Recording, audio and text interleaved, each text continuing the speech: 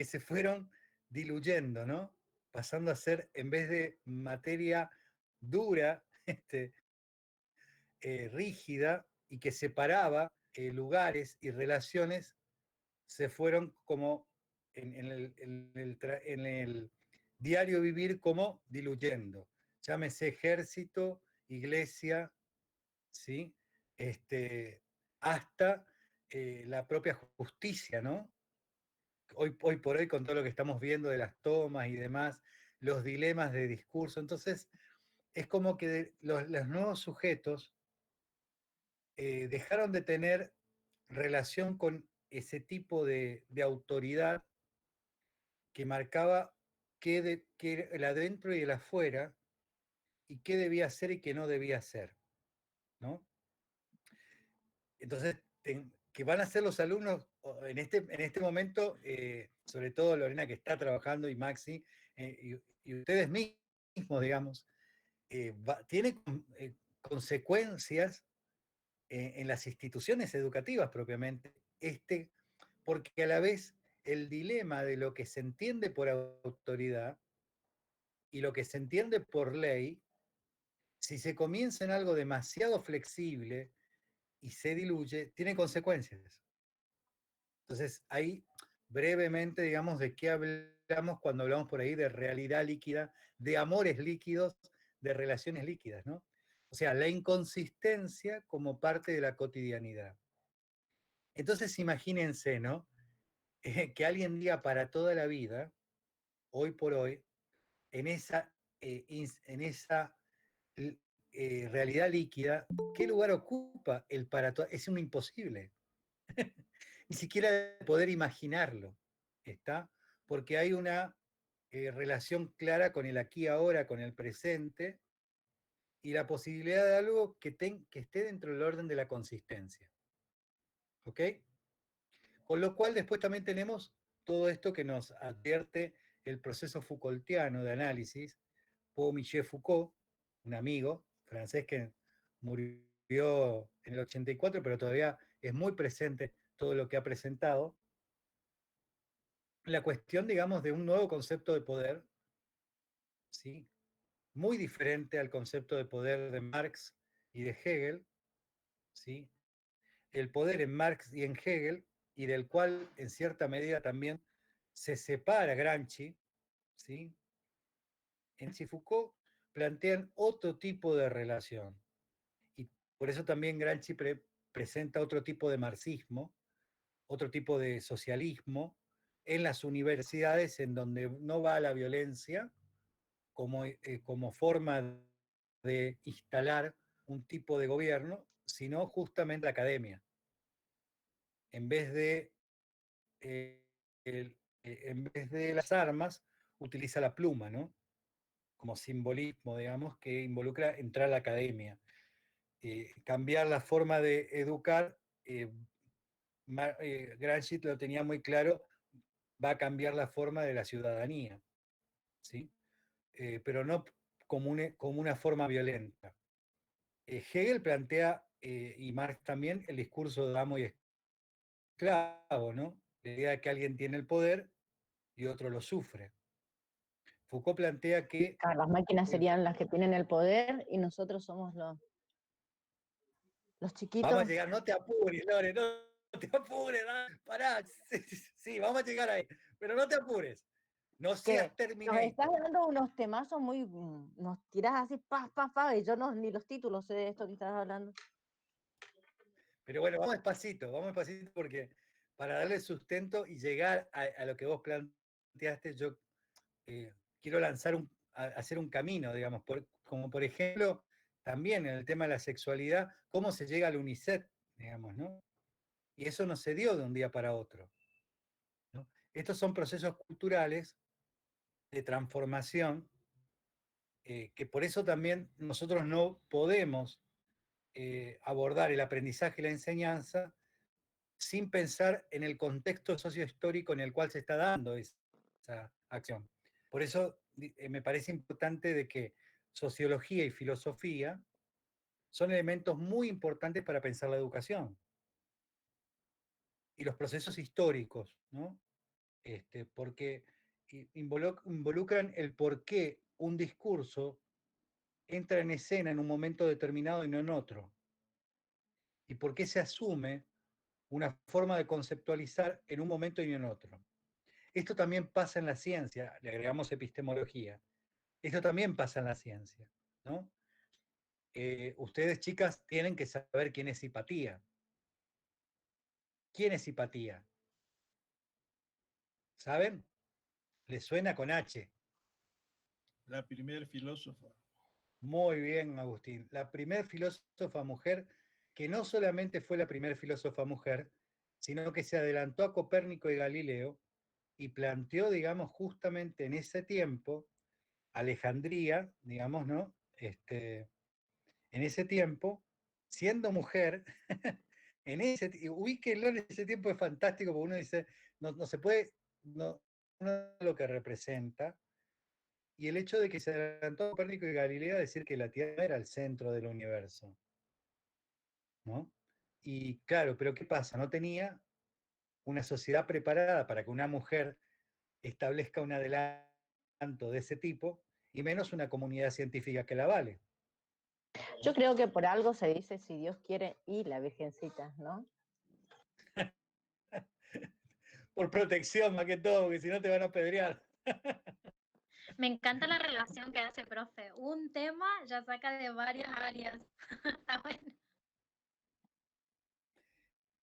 Necesitamos reflexionar de manera compleja. Por eso hablamos también de nuestro amigo Morín, el pensamiento, y también plantear las ciencias de la complejidad, que no es lo mismo, pero no voy a entrar en eso ahora, pero es pensar que la instalación de una manera de ser y actuar como obvia no fue de un momento al otro, no apareció mágicamente. Y la instalación de un tipo de cultura lleva años. Por eso cuando uno trabaja con una institución educativa y quiere producir un cambio, como números para que se entienda, ¿no? Si en un año te llevó una cultura a la instalación de eso, 5 años te va a llevar a cambiarlo. O sea que, lo digo de manera simple, representativa, no hay un tiempo formal, pero sí que las cosas que culturalmente fueron instaladas no necesariamente pueden ser instaladas en la misma cantidad de años. La mayoría de las veces es más cantidad de años para desinstalar eso. Los Porque primero paradigmas saben son difíciles de destruir. No totalmente, imposibles, pero son difíciles. bueno, vamos a utilizar una más de Derrida, que está muy en moda ahora. En vez de destruir, de deconstruir. Es de nuestro amigo Derrida, que lo toma de Heidegger, ¿no? Que es un concepto muy actual en este momento, ¿no? Pero poder hacer esa dinámica de deconstruir involucra ver todas las aristas, ¿no? ¿De dónde viene esto, digamos, ¿no? Por eso también hay autores como Moscovici, ¿sí? Que hablan de, digamos, la psicología que está dentro del sentido común, que nunca fue valorada, porque era como que estaba la psicología, propiamente la ciencia venía por un lado, pero el sentido, ¿sí? O sea, lo que se conforma en distintos movimientos culturales se ve como también importantes analizar. Les doy un ejemplo, la difunta Correa, el gauchito Gil, ¿sí? Cuando uno hace el estudio de construcción, hace la deconstrucción de cómo se instala la cuestión de San la Muerte, sobre todo en la zona norte, donde está bastante, con muchos inventos, con muchas cuestiones mezcladas, eh, un eclecticismo, eh, bueno, es llamativo, ¿no? Hay en el canal Encuentro, si ustedes ponen canal Encuentro, San la Muerte, hay un programa de una antropología cultural sobre eso, un análisis, ¿no? Pero bueno, a todo esto, ¿a qué vamos con toda esta ramificación? Si tenemos lo que es la realidad virtual, que decíamos las relaciones, si vemos esta destitución paulatina de los lugares supuestos de autoridad social, que comienzan a entrar en crisis, en lo que vamos a llamar, según Lyotard y Gianni Batimot, en posmodernidad, donde ya no hay una verdad, sino que conviven verdades y la pluralidad de voces, que no necesariamente una tiene que ser la verdadera, sino que conviven en un mismo espacio social, lo que también en antropología cultural y en sociología se va a llamar relativismo cultural, ¿sí? Eso está en lo que es el ambiente actual. Ahí le sumamos el lugar que paulatinamente desde 1950 hasta hoy fue siendo, digamos, un lugar que tenía que ver con un grupo de científicos o un grupo en particular y que paulatinamente la inteligencia artificial y la informática, gracias a personajes como Steve Jobs, la cotidianidad de las personas. O sea, hoy no sé cuántos en realidad todavía tienen el teléfono fijo. La mayoría ya tienen teléfono, solamente teléfonos celulares. Algunos ya por costumbre nomás dejaron. El fax desapareció también, ¿sí? Y la mayoría tiene una forma de conectarse de manera en red, digital, ya sea por el celular o por la computadora.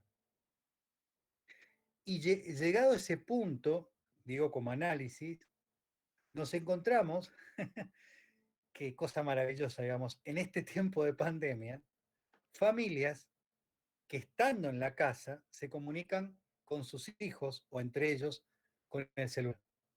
Estando en la casa, ¿eh? Estando en la casa, hablan de algunos temas, uno está en su habitación, el otro está en la cocina, y entonces hablan sobre algunos temas de interés o hasta, por ejemplo, ponele de las tareas por el celular, ¿no? Eh, Normalmente, si son 6 en la mesa, conviven 6 entidades más en la mesa, ¿sí? Eh, los 6 celulares y las 6 personas, ¿sí? Entonces, tengamos en cuenta esta relación, ¿no? Las personas están comiendo, tecnología también, mientras están comiendo. Entonces hay que ver de qué se alimentan y cuáles son nutrientes y cuáles son alimentos digitales que se mezclan con el pedazo de carne y con el pedazo de arroz, por decir así, mientras están en situación de almuerzo-cena. En el paso del medio hay un libro muy interesante de Sartori que es el Homo Videns. No sé si alguna vez lo escucharon el libro. Homo Videns de Sartori. Muy interesante, que es una prelectura de lo que está pasando ahora, ¿no? En vez del Homo sapiens, él planteó que en este siglo iba a aparecer el Homo Videns. ¿Qué quiere decir esto? Que íbamos a, en vez de ser palabra, y en relación de palabra íbamos a ser relación de imágenes, ¿no? Fíjense cómo se adelantó. Y tenemos otro librito muy interesante, que es chiquito, y se los recomiendo, que es El hombre Lai, de Enrique Rojas. No sé si lo leyeron, un psiquiatra español, que es muy interesante el aporte que hace. Lai en el sentido de esto de, pero liviano, como digamos haciendo alusión a la cuestión propiamente de la coca light, si todo light, todo liviano, pero en un sentido de liviano hasta de hueco, ¿no? Y por otro lado, como análisis, tenemos lo que se llama, el libro es La Sociedad del Espectáculo, que es muy interesante para que lo puedan leer, pero a la vez también la cuestión de Gran Hermano, ¿no? Que apareció y que pone en escena también esta cuestión en donde pareciera que en esta posmodernidad de realidad virtual y realidades líquidas es importante exponer la intimidad. Entonces, vos no, parece como que te podés enterar en el Facebook o en Instagram de qué comió y qué cagó fulano de tal, ¿no? Cómo, o sea, si fue de cuerpo, si estuvo con bolo fecal, esas cuestiones, o digamos, si lo guampearon o no lo guampearon, esas cuestiones que eran propias de la intimidad se exponen, gente que se saca fotos en el baño, ¿sí? Eh, o sea que también, esto incide obviamente también, si vamos al otro lado más, la cuestión de la sexualidad, el sexo virtual, las relaciones virtuales. Entonces, estamos en un contexto, ¿viste? Vos me tiraste la lengua, Lorena, ¿eh? Ahora te levantás. Entonces, en todo ese contexto, nosotros tenemos que tener en cuenta que están las nuevas subjetividades. Entonces, cuando, por ejemplo, a los que nos toca trabajar, o sea, desde colegios confesionales, o desde cuestiones de hablar de valores, o hablar de principios, nos damos cuenta por qué chocan tanto. Porque no hay cuestiones para siempre, no hay cuestiones superadoras, no hay una trascendencia. Se instala lo opuesto a la trascendencia, que son inmanencias. ¿Sí? Inmanencias con un tiempo de duración que no tiene nada que ver con lo trascendente, digamos, ¿no? Este es un poco el contexto, lamento decírselo así, este es el contexto de relación desde lo cual nosotros tenemos que trabajar. ¿Vos querías decir algo, Lore? No, que es real todo lo que dice y en relación a las diferencias que hay en cada una de las familias también se pueden ver. Yo, por ejemplo, observo eso, voy mirando y hay familias que se rompen ni bien empezaron y ya sacaron fotos con tus hijos, mis hijos, con los nuestros y nunca terminó esa relación y ya empieza con otra familia, ya sea el varón o la mujer y uno no termina de saber cuál es la familia con la que está trabajando. Bueno, Eso no pero sucede ahí, Lore, tenemos el tema justamente en este proceso que decimos, los conceptos asumidos con un tipo de encuadre desaparecen. Ahora tenemos que preguntarnos qué decimos y qué no decimos cuando decimos familia. Claro, eso en relación a una familia, pero, por ejemplo, a lo que voy es a lo siguiente. Nosotros como educadores tenemos que saber más o menos cuál es la familia que trae cada persona en particular, cada niño en este caso, o cada adolescente. Pero los padres, que serían la estructura más fuerte que tienen estos chicos, no terminan de ubicarse en su rol como mamá o como papá o como lo que sea, da la impresión como que nos cierran esa historia y ya abrieron otras cuantas más. Y todos lo sabemos a través de las pantallas nomás, o de lo que Lore, van actualizando ellos. lamento decirte, pero hace mucho que la familia ya no es lo más fuerte. Es la pantalla. Claro, ese es tu deseo, esa por ahí es tu familia, ¿no?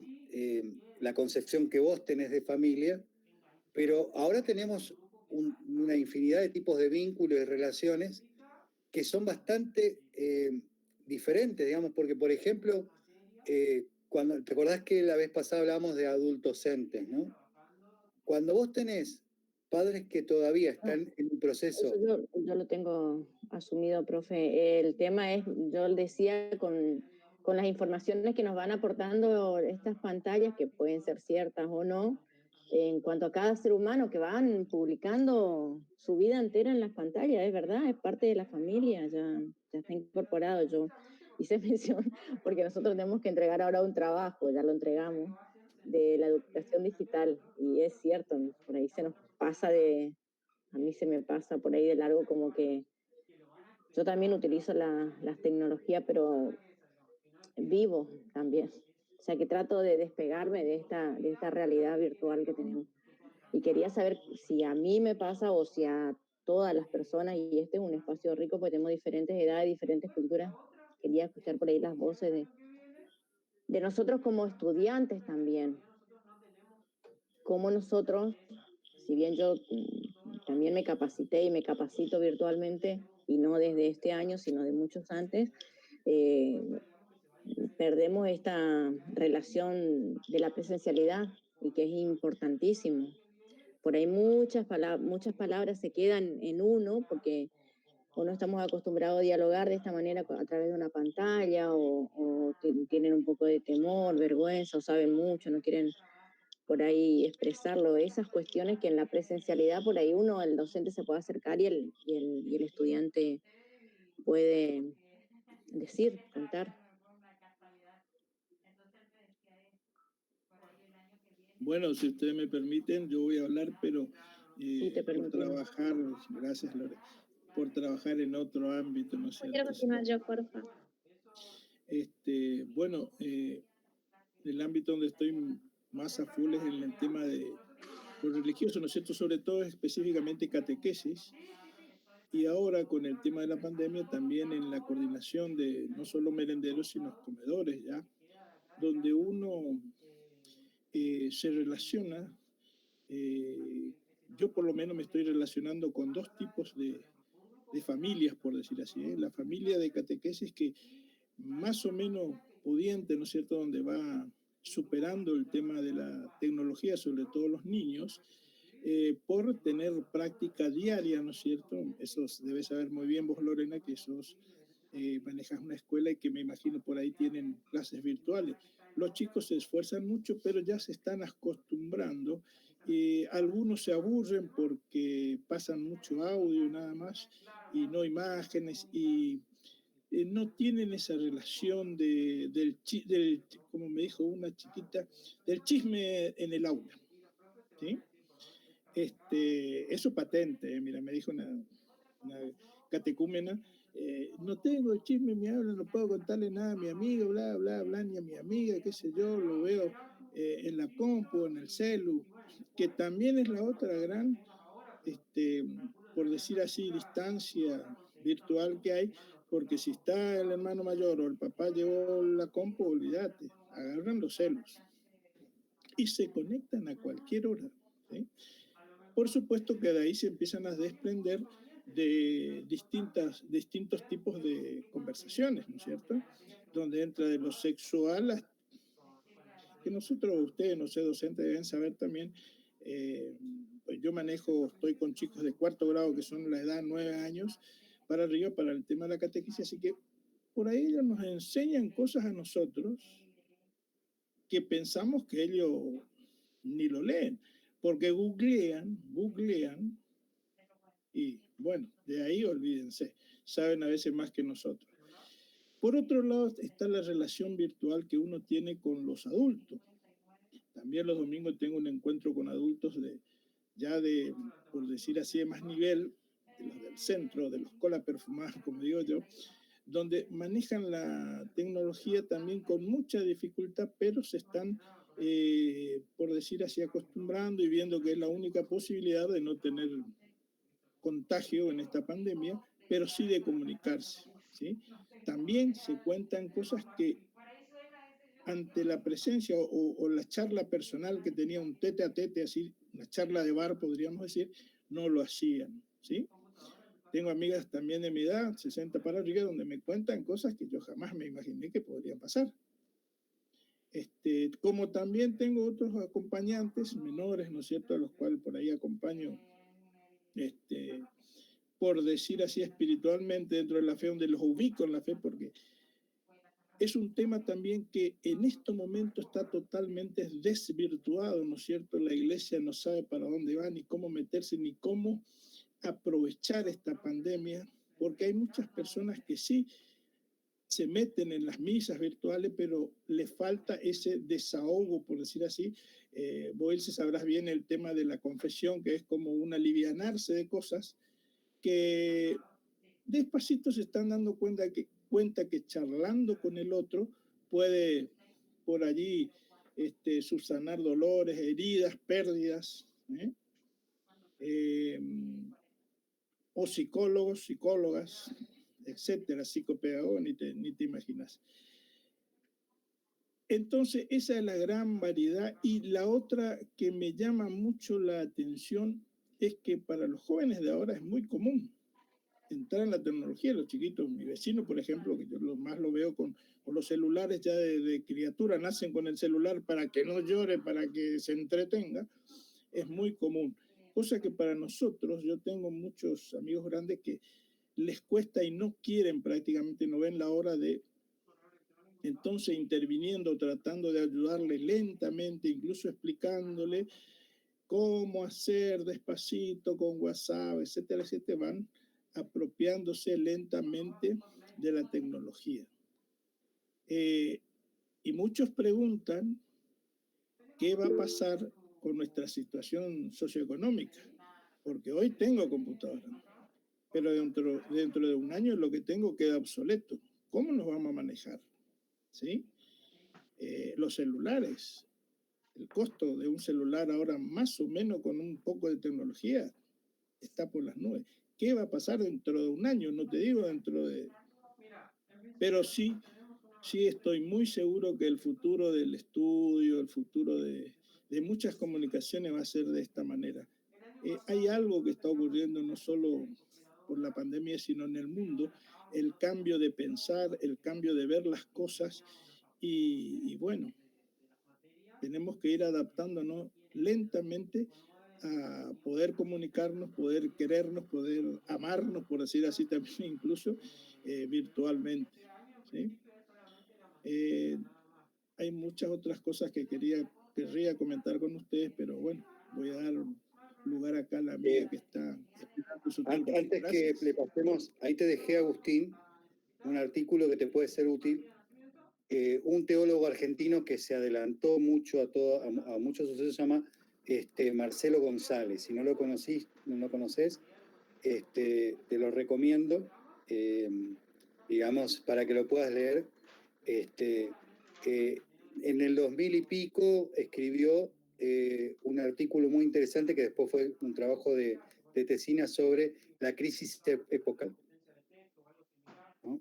Después, en otro momento te meto, digamos, por ejemplo, una reflexión cortita que marcaba el cómo teníamos que pensar el aprendizaje y la enseñanza y el aprendizaje en la pastoral y la catequesis, que también lo podemos trasladar al aprendizaje, que me parece muy, muy interesante. Pero bueno, después, en todo caso, les comento para que vean de qué se trata, pero creo que, no sé si Laura quería aportar algo. Sí, ¿Quién era?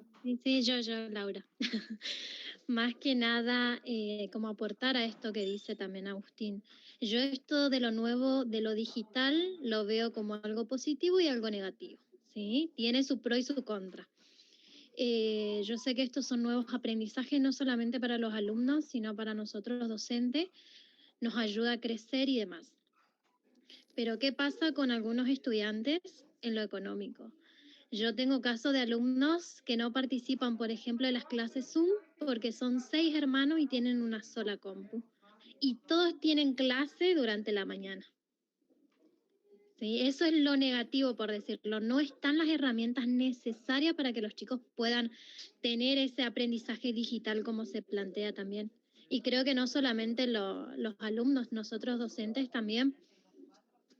Eso es lo negativo. ¿Sí? Para mí es algo bueno y a la vez algo malo, porque se están planteando cosas nuevas que inclusive la realidad no está preparada todavía, porque no tiene los recursos necesarios. Yo soy una de las docentes, por ejemplo, que por ejemplo no tengo computadora.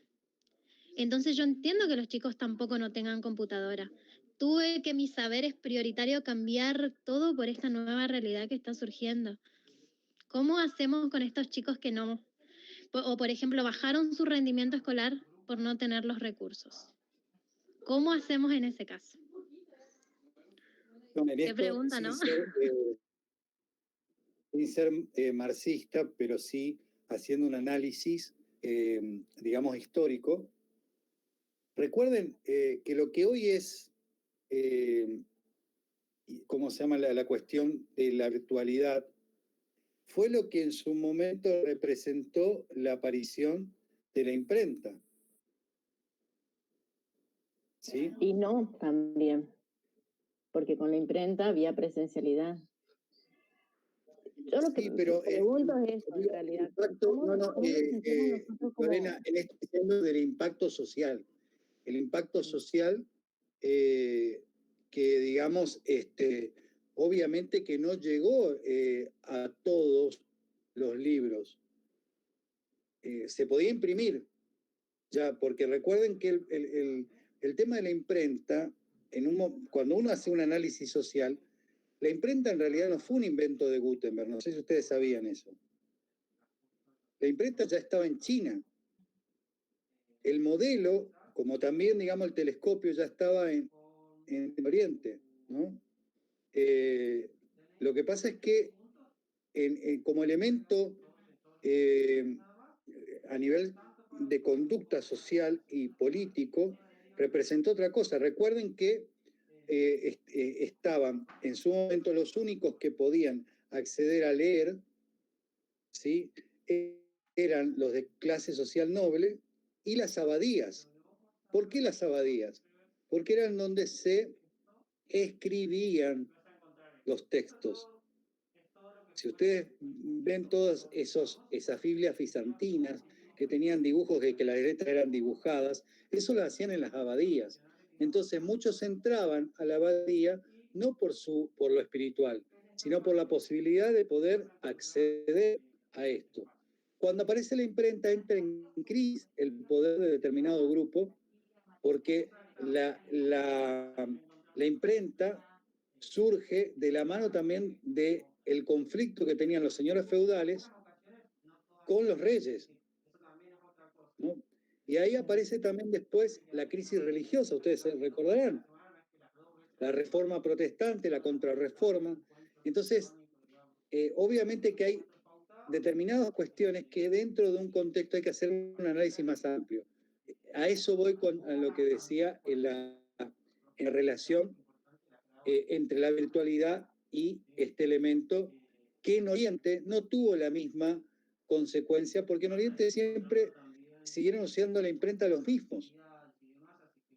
Claro, y la educación digital en realidad está hace como más de 8 años ya en el sistema. Hay familias, por ejemplo, que recorren el mundo y no tienen presencialidad. Los hijos de los que trabajan en los circos también tienen otros modos de tener esa educación virtual. Ahora se hizo mundialmente popular, digamos, entre comillas, para todo el mundo. Pero también es cierto esto que dice Laura y Agustín, que remarcan el tema de no tener los recursos materiales para tener esta educación digital. Pero vamos a soñar que todo el mundo tiene acceso a la educación digital. Para mí tendríamos que por ahí empezar a modificar ya nuestra didáctica y todas las cuestiones que atraviesan a lo que es la educación y este proceso de aprendizaje. Pero quería ver si todos están más o menos así o si siempre estamos limitándonos, no, porque no tengo el libro, porque no tengo la hoja, porque no tengo los apuntes, porque no tengo esto. Sí, porque siempre tenemos que recurrir al no tener el material. Ahora si soñamos y todos llegan a tener una computadora, un buen celular, ¿qué va a pasar? Está bueno esto que decía también Agustín, el año que viene las tecnologías hoy ya no nos van a salir porque son berretas para lo que se viene. Ese proceso a mí me queda en el aire todavía, pero por ahí es cuestión mía. Yo también pienso eso de la reorganización, cómo podemos hacer. Por eso siempre yo trato de verlo. Ya que hoy Laura me dice una familia que se murió una de las mamás nuestras. Y nosotros le teníamos que mandar abrazos virtuales cuando en estas situaciones, el año pasado, nos organizábamos de una manera diferente. ¿Cómo hacer para que eso sea cercano? Eso es lo que hoy me confunde por ahí. Claro, pero ahí entramos a una cuestión que es el gran problema de la crisis que muchos docentes vivieron. No podemos trasladar el manejo de una relación pedagógica o relación vincular antes de esta virtualidad y antes de esta pandemia. Tenemos que repensarlo, desde la virtualidad. Con lo cual, por ejemplo, no podemos establecer la misma modalidad imperativa de trabajos y de espacios, digamos, hasta podemos repensar la cuestión de la cantidad de horas.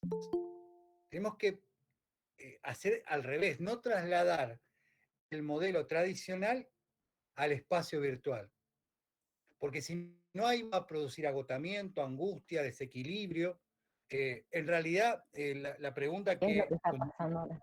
Claro, en la pregunta como o sea, ¿se está cumpliendo con la función de aprendizaje o qué se está valorando? ¿Se evalúa la cantidad de trabajos que hago o el aprendizaje? ¿Qué se está mirando? Porque hoy por hoy tenemos que pensar nuevas formas de evaluar. Por ejemplo, yo sinceramente que siempre voy contracorriente con las cuestiones de reglas de las universidades, por ejemplo, la evaluación integradora que me piden en la universidad es una locura, porque en 2 horas yo no puedo hacer una evaluación integradora. Entonces, ¿qué diseñé? Lo parasistemático. Digo, bueno, la universidad legalmente me pide que yo tome el examen en 2 horas. Pero entonces, para hacer verdaderamente algo integrador que a los alumnos les sirva, yo le pedí que en 2 horas hagan preguntas integradoras, no respuestas. Yo no le voy a dar un examen. No tienen que contestar, al contrario, tienen que construir preguntas reflexivas integradoras. Y tienen que filmar, hacer una filmación en donde ellos, en grupos de 4 o 5, cada uno, o sea, tome un abordaje de terapia y haga la escena de que es el defensor de esa terapia, ¿sí? Y entonces tienen que hacer un debate, ¿sí? Donde se filman en el tiempo que ellos crean que quieran hacerlo, para que se exponga esta cuestión. Entonces yo me acomodo a la realidad de la imagen y lo virtual, a lo que ellos manejan también, pero a la vez no contradigo la cuestión de lo legal de la universidad para que no me sancionen ni me echen. Y cumplimos con las dos cosas, ¿sí? Con el tema de aprender y de poder ver qué es lo que aprendieron a través de esa filmación, ¿sí? Y a los chicos se reconectaron, les pareció bárbaro, fantástico. Otra forma de examen que hicimos es que, o sea, en vez de entregarlo, nos grabamos 2 horas con cara de boludo para que quede en el registro, pero tenían todo el día para hacer el examen, todo el día sábado, ¿sí? ¿Por qué? Porque a mí lo que me interesa Nosotros es los que sábados, aprendan. ¿no, profe? ¿Cómo? Que a nosotros no nos haga trabajar un sábado. No, bueno, no, pero esto era porque tenemos ese día clase, ¿no? Creo que Pero... el próximo encuentro es el sábado. ¡Ah! Pero, No, pero fíjense esto, yo no puedo quedarme en la modalidad tradicional y no pensar en la situación, en el contexto actual. Tengo que repensar qué voy a evaluar. A mí me consta de que si yo cumplo con esas 2 horas que los chicos están mirando la cámara, escribiendo, no van a copiar. ¿Qué me importa si copian o no copian? No es, no, o sea, hasta copiando pueden aprender o hasta, o sea, repitiendo pueden no aprender. Entonces, lo importante, la pregunta es, ¿cómo logramos en este tiempo de crisis que haya un compromiso con la reflexión y el aprendizaje? Que primero reflexionen, tengan un Bueno, pensamiento y después memoricen. pensamiento.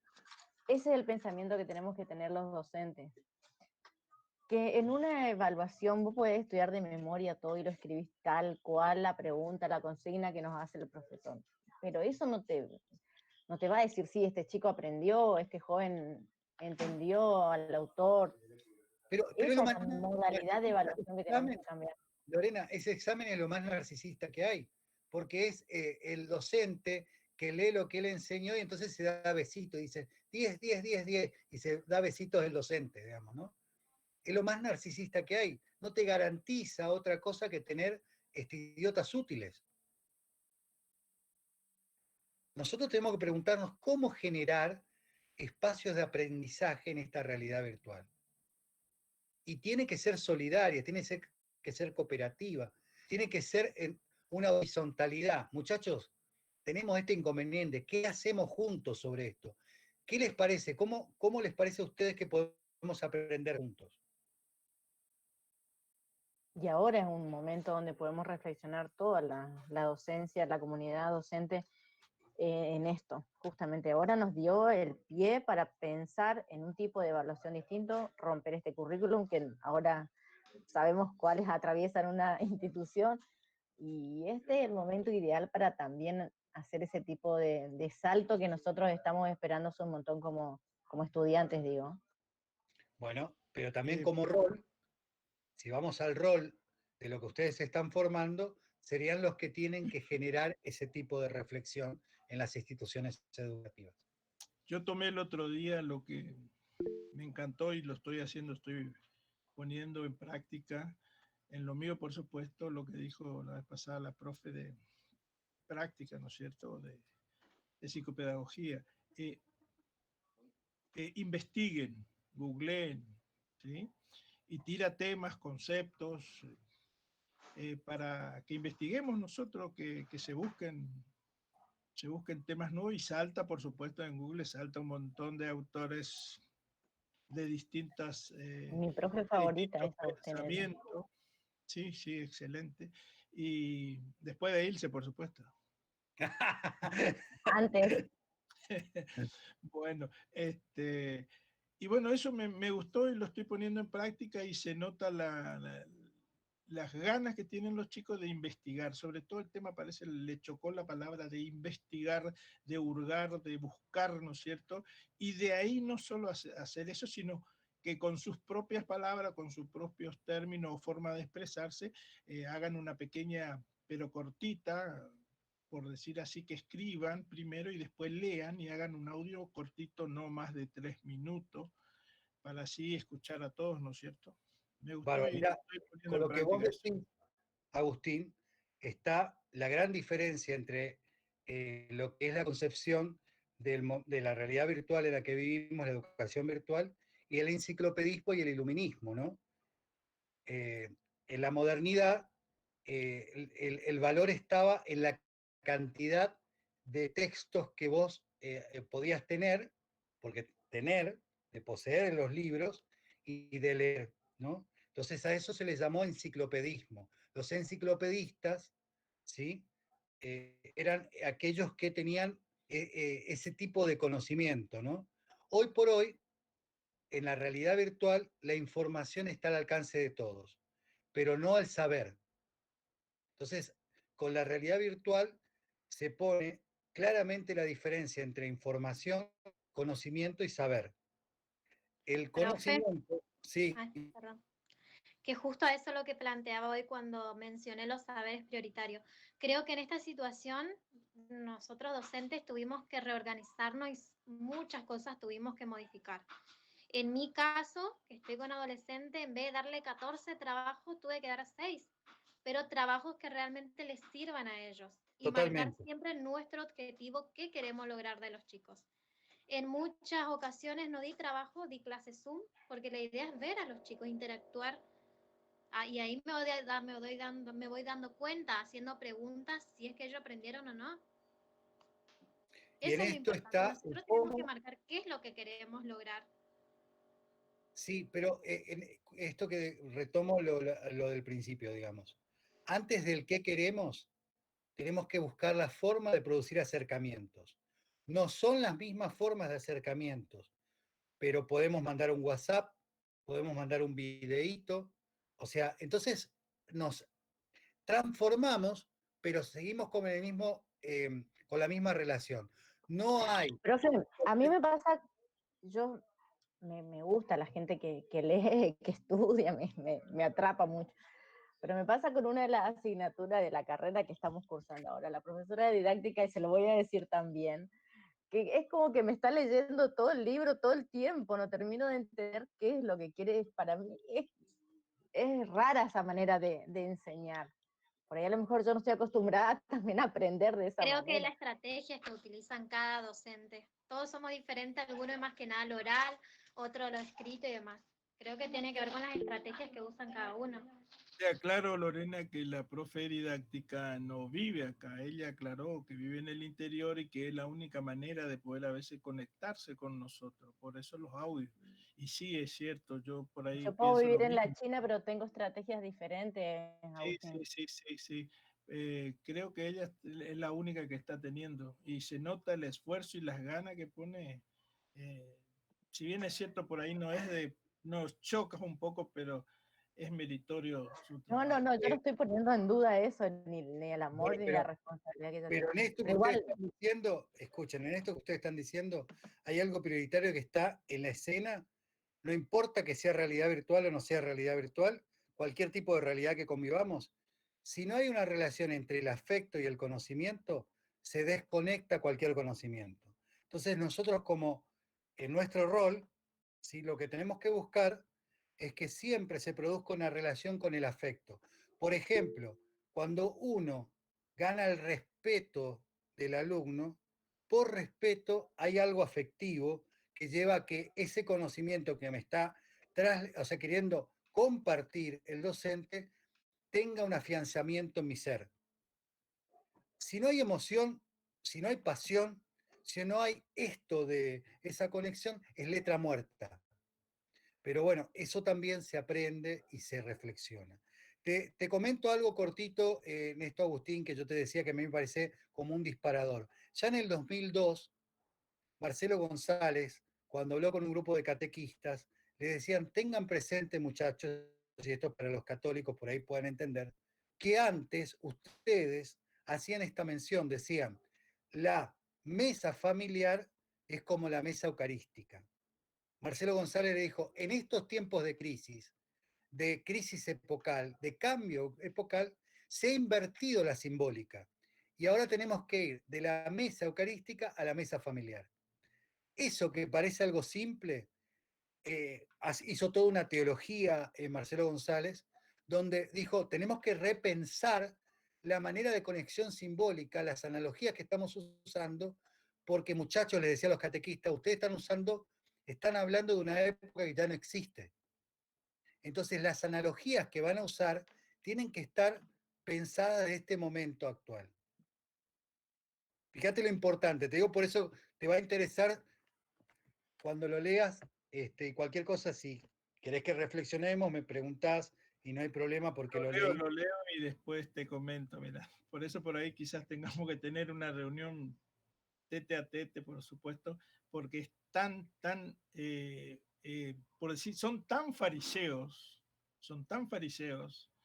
los que están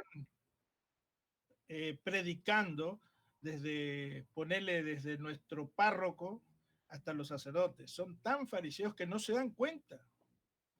Habemos de todo, dijo Gaucho. Yo discuto mucho con ellos porque a mí no me Sí, van a habemos de todo. empaquetar. Y vos sabés mejor que yo eso, por eso quizás tomaste vuelo por otro lado. A mí Yo no, me no sé. quedo, sí, yo no voy a discutir el tema de los fariseos, de los maestros de la ley, que están desde la época de Jesús, o sea, sigue Exacto. estando. Pero me gustaría que se queden con esa cuestión de lo que plantea Marcelo González, que sirve para el aprendizaje también. Lo leo Pensar, y después hablamos. pensar esta cuestión de las analogías y lo simbólico en tiempos de realidad virtual. Maxi, Sí, yo tuve con un inconveniente acá y por eso estaba escuchando, pero apagué la cámara. Yo personalmente a mí me toca muy de cerca porque es una cuestión que anoche estuvimos trabajando justamente en un taller, en un espacio de la otra carrera, de auxiliar docente, que comparto con otro profe, con Marcelo Pegoraro. Eh, y justamente es un espacio del último año de auxiliar docente y una de las cosas por ahí que nos costaba mucho era despegar, como es un taller, es un espacio de lectura pero que no lo organizamos nosotros, que lo organizan los alumnos, ¿no? Eh, y, y justamente nos costaba mucho que los encuentros con exposiciones sean más fluidos, eh, porque tienen siempre esa carga de evaluación o de exposición en la que el profe está, y no queríamos eso. Y anoche tuvimos un encuentro, la verdad, bastante significativo, trabajando con un artículo que hace referencia a la importancia de retomar ciertas ideas de Vygotsky y de Freire, pensando a la educación como un acto social total, y también como un acto comunitario. Y todo esto también nos llevó justamente a la cuestión de la virtualidad, y a una experiencia que están haciendo justamente estos chicos con sus compañeros de primer año y de segundo año, que es un acompañamiento, dado que, bueno, por ahí los chicos que están ahora en cuarto tuvieron más cancha porque fueron los primeros que arrancaron cuando nosotros empezamos a implementar el aula virtual. Así que no solamente en cuestiones de haber transitado, digamos, las materias del primer año o del segundo año, sino también en cuestiones técnicas, si se quiere, pero también, por otro lado, fueron un soporte muy importante para nosotros para poder sostener la matrícula del primer año. Y el valor que tiene eso para nosotros no estaba dado por que los estudiantes del primer año aprueben todos los espacios o cuestiones de ese tipo, sino que sus propios compañeros pudieron obtener un montón de aprendizajes. Eso es lo que nos decían ellos anoche. Es decir, nosotros pudimos lograr, a partir de una cuestión que en principio era como una parte obligatoria, porque fue la solución que le encontramos a la residencia, para sin tener todos los inconvenientes que conlleva pedir autorización, y en muchas instituciones, bueno, la cuestión de un seguimiento virtual para los auxiliares era algo medio complicado. Entonces, pudimos hacer que, bueno, ellos hagan sus prácticas con sus mismos compañeros, y el acompañamiento fue una cosa, la verdad, que fue muy nutritivo, si se quiere, para todo el cursado, digamos, porque surgieron un montón de estrategias para es decir, ellos que están en la misma situación de estudiantes, digamos, todos también con inconvenientes, con el celular, con el internet, con el Meet, con el Zoom, con esto, con aquello, pero bueno, por ahí con una mochila de herramientas un poquito, es decir, con un poquito más de trayectoria, pudieron por ahí también ayudar a sostener a aquellos compañeros que iniciaron el año, y algunos que a lo mejor, es decir, han tenido situaciones muy frustrantes para ellos de iniciar el año en esta condición y decir, bueno, no, yo vengo el año que viene, no voy a seguir. Entonces, el hecho que anoche ellos hayan podido rescatar eso y reconstruirlo a partir de recuperar ciertas ideas de Vygotsky, como decía, y de Freire, para nosotros fue una cosa muy interesante y muy bonita, digamos.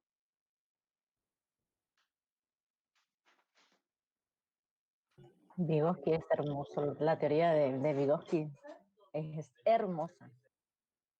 Bueno, por ahí, si a ustedes les parece, para el próximo encuentro, puedo plantear que, o sea, lo del tema del construccionismo social.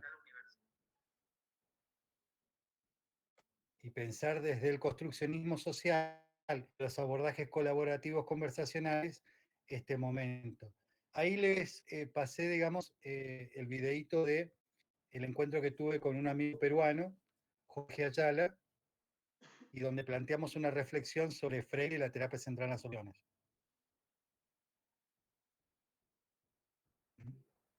Que está en el canal de YouTube. ¿Está? Bueno, me parece que muy rico lo de hoy, muy interesante. Sí, lo vamos a hacer. Y le dan un Muy clic interesante, a la campanita. muy interesante. Yo les pediría que, digamos, que curioseen algo de esto, de las relaciones líquidas de Bauman. Les va a gustar. Otro libro que me parece que es un anticipo de lo que estamos viviendo ahora es El hombre light de Enrique Rojas. Eh, como elementos de lectura que no tienen que ver propiamente con la cuestión pedagógica, pero sabemos que nunca podemos descontextualizar el aprendizaje de la sociedad y de la cultura. La descontextualización es una idea del colegio en su invención industrial, pero en su relación vincular no puede haber escuela sin contexto sociohistórico. Con lo cual decimos el aprendizaje y, y la educación propiamente es vincular relacional. Ese tema me gustó más. ¿Ese tema te gustó más que el de construccionismo social? Bueno, Sí. lo hablamos. Dale, lo largamos ese entonces, no hay problema. La próxima tocamos ese. ¿Ok? Lo interesante es que a ustedes les guste y que ustedes sientan que las reflexiones son útiles para repensarse ustedes y repensar el rol y pensar el rol. ¿Sí? Recuerden que siempre hablamos por ahí de educación, pero siempre tienen que ver que esto tiene que ver con el rol del psicopedagogo, ¿no? Un poco lo que buscamos, ¿sí? Bien, Maxi. Me gustaría, sí, porque siempre, como vos dijiste en una oportunidad, esto parece un diálogo de 4 o 5.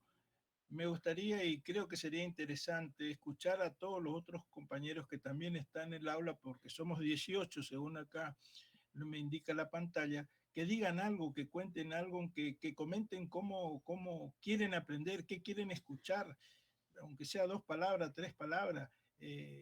Va a ser muy rico también eso, creo.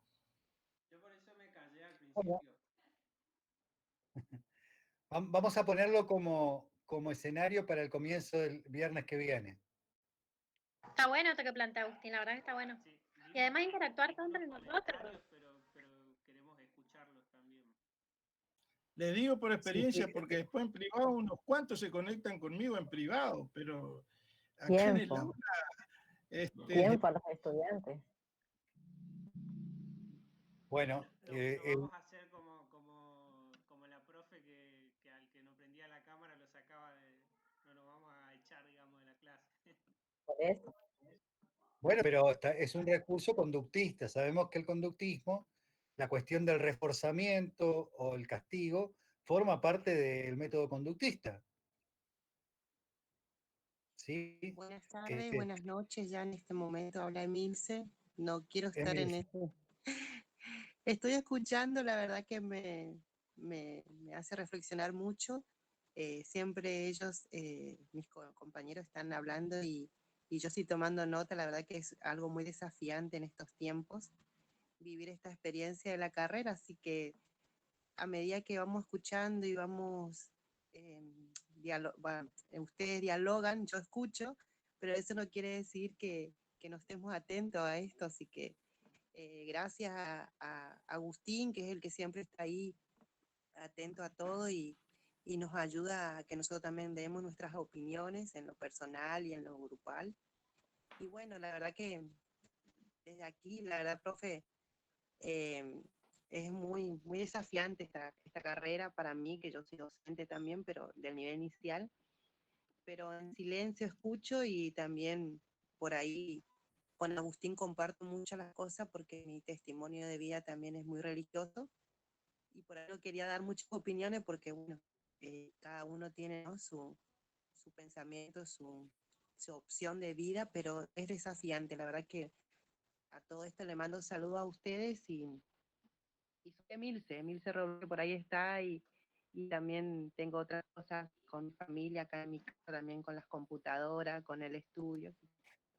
Pero la verdad que es muy lindo esto, así que profes, los animo a la carrera, también a todos, y aquí estamos. Ya voy a aportar más, pero la verdad que ahora me impactó mucho el tema de Marcelo González y que lo voy a buscar, porque la verdad que me llama mucho más la atención de esa parte. Pero bueno, saludos a todos ahí. La verdad que no pongo mi camarita porque yo también ando con el teléfono, con la computadora, de un lugar a otro en la casa.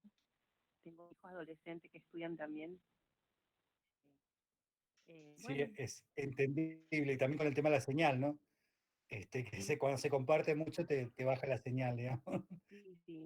Así que, Yo tengo esposo ¿cómo, que, cómo sí, se disculpe, corta? y tengo un esposo que comenzó a estudiar ahora también a la edad de los 45 años junto conmigo. Sí, está en una Pues, casa de una piba, burbuja. 45, Sí, una piba. sí. Pero mi esposo, bueno, comenzó la carrera, la terminó y ahora está en otra etapa de su vida y bueno, todo un desafío. Esto, la pandemia en el hogar hizo cambios bruscos para bien y bueno, y bueno, estamos todos en esto. La verdad que la virtualidad impactó mucho en casa, así que nos teníamos que reorganizar, repensar y convivir y sobre todo con los afectos. Así que desde la familia, si no hay afecto, no hay comprensión y atención y mirarnos entre nosotros, eh, también es desafiante, ¿no? Hola, buenas noches. Yo soy Jonathan. Me uní hacia OGIP porque cuando me uní a la carrera a terminar el quinto año sentí que era una institución que se enfocaba mucho en el alumno, eh, siempre conteniendo. Sentí mucho ese arraigo de contención de parte de los profesores, de la gente que trabajaba ahí, de los directivos. Y nada, me considero un adulto docente, como el otro día decían, no me incorporó mucho, que recién van 2 clases, pero me interesa mucho la carrera, me interesa mucho por las vivencias nada más que tuve y hablando un poco ahí de todos y escuchando lo que es religión. Yo hace 6 meses que salí de convivir un año con un cura que tiene una institución de chicos de habilitación y la verdad que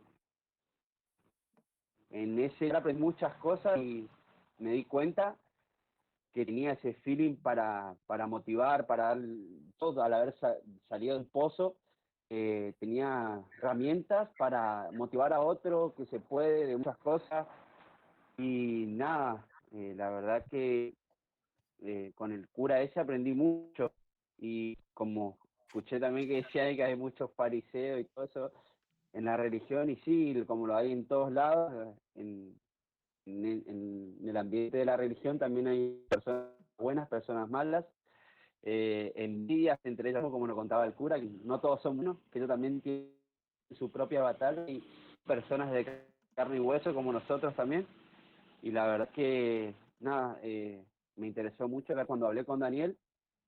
eh, Me dijo, sí, unite, hace 2 meses, ponete al día, metele ficha. Y nada, acá estoy con un gran desafío, porque para mí la verdad que es un desafío muy grande de poder hacer esto y nada, dar lo mejor de mí para poder también dar herramientas de contención al estudio, a los alumnos o a la institución que me toque ejercer el día de mañana, ser psicólogo, porque la verdad que muchas veces intenté terminar el quinto año y sentía que donde me anotaba no era solamente entrar a un trabajo y nada más. No le interesaba si vos aprendías o no aprendías. La verdad que mi idea cuando yo dejé los estudios era terminar, pero con intenciones de terminar sabiendo para seguir una carrera. Y en Mariano Ferreira encontré eso que tanto busqué y a los 30 años, bueno, me volví a poner las pilas con el estudio y firme acá, poniéndome, escuchando también, la verdad que muy interesante todo lo que aportan ustedes, que sé que muchos tienen más conocimiento que yo, pero la verdad que presente y firme acá. Desde ya muchas gracias por todo lo que aportan, porque todos aportan cosas diferentes y la verdad que eso hace muy rico el espacio este. Gracias, Jonathan. Bien, gente. No sé si hay alguien más que se anima hoy.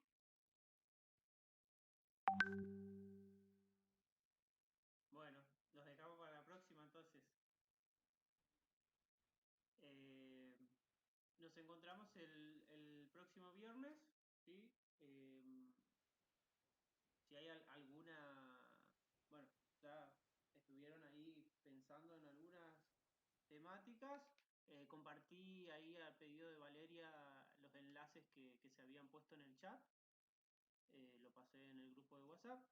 Así que, bueno, cualquier sugerencia o cualquier ocurrencia que tengan también, en todo caso, nos avisan con tiempo y las tenemos en cuenta para el próximo encuentro.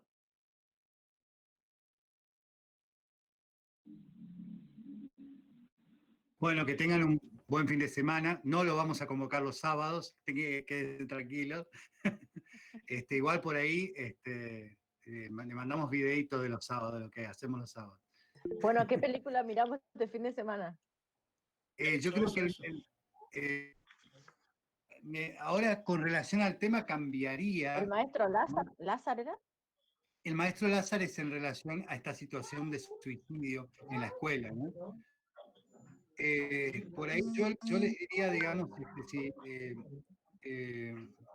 si no la vieron, que vean Jobs, la película, digamos, del creador de Apple, como para pensar un poco cómo se anticipó y cómo lo que estamos viviendo ahora ya estaba pensado por él, ¿no? ¿Me va a gustar? Creo que sí. Me encanta porque el profe sabe todas las películas con la realidad. Voy a mandar después un texto para que me mande todas las películas de acuerdo muy americano, pero al caso. pueden dar. Muy americano, pero nosotros tenemos otra realidad totalmente diferente. Sí, pero en esto que otro tema que trataremos después, la globalización, cómo influye en determinadas cuestiones y el sincretismo cultural, sería otro tema para trabajar, digamos. Así que bueno, nos vemos el fin de semana. Buen fin de semana, chau, chau, chau. Chau, chau. Chao, hasta luego. Hasta luego.